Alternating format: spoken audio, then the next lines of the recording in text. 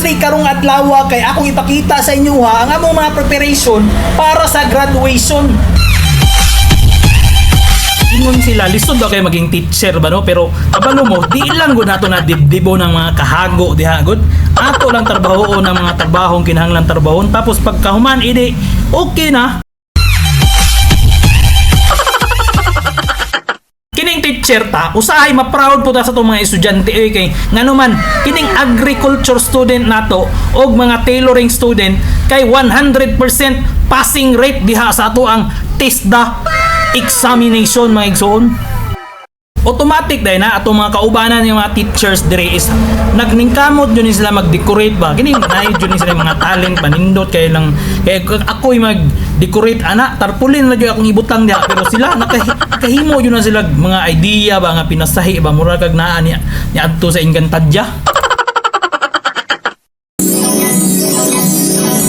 Ikaw kay sige magkagtan-aw pagyapon aning video na ni pag-like na diha kay kapoy ra ba kay himog video.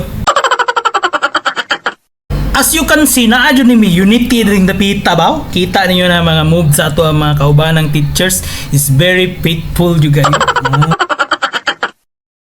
Bonggang bongga!